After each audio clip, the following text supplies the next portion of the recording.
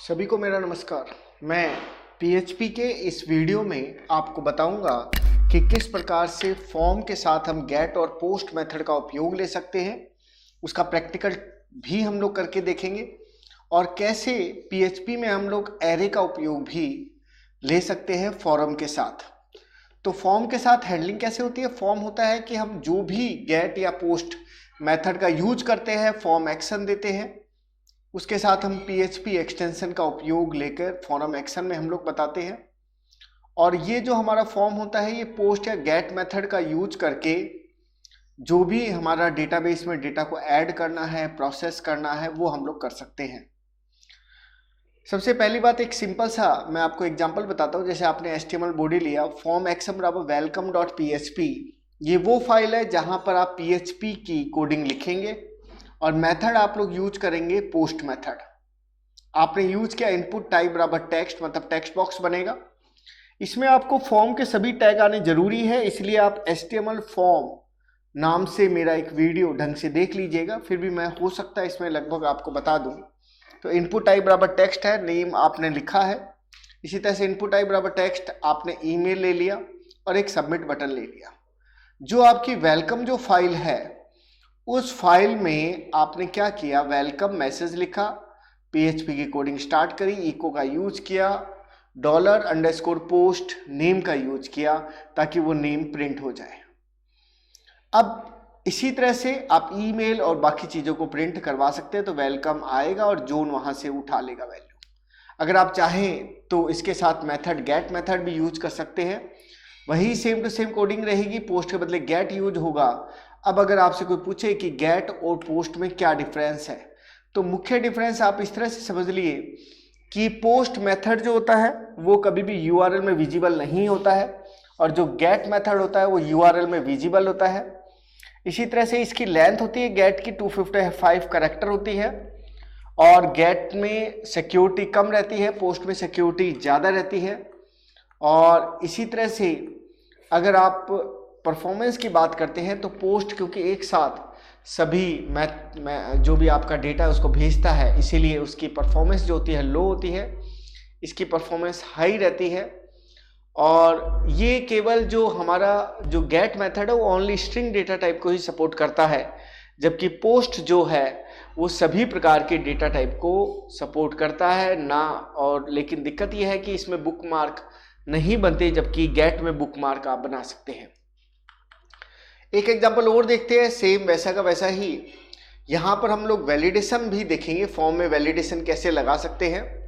आप पहले पूछेंगे कि जो भी डेटा आप यूज कर रहे हैं उसे मेथड पोस्ट मेथड एक्टिव है या नहीं है, आपने यूज किया है।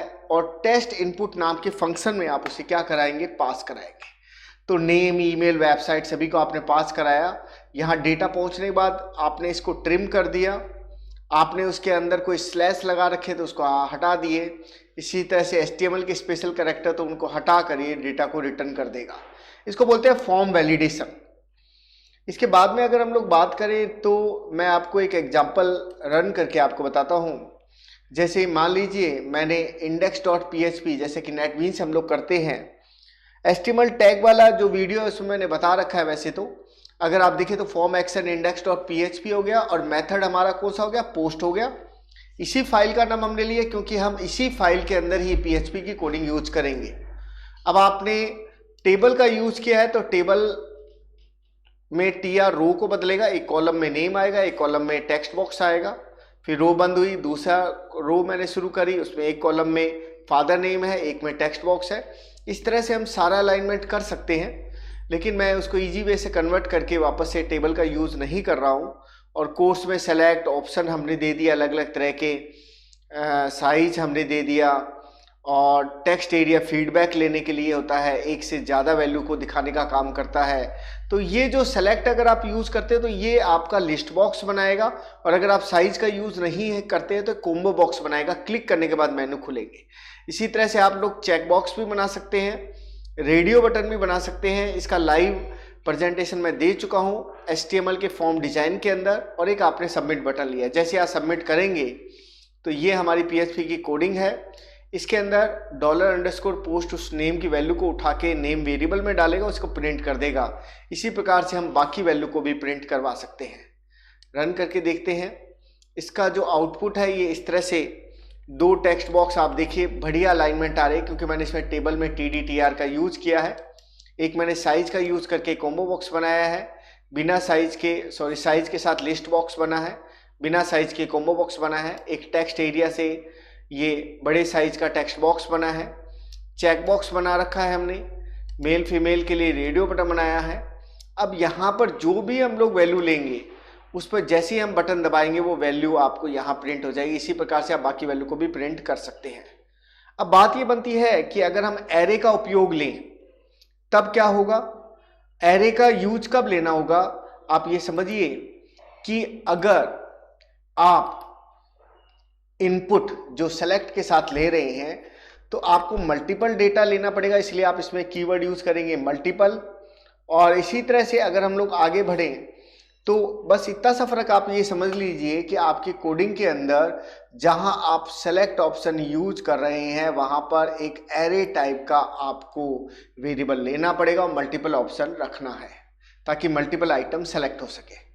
अब ये जो आपने एरे लिया है तो PHP कोडिंग में आप ये डालेंगे कि क्या वो एम्प्टी तो नहीं है, $_post प्रोडक्ट एम्प्टी तो नहीं है।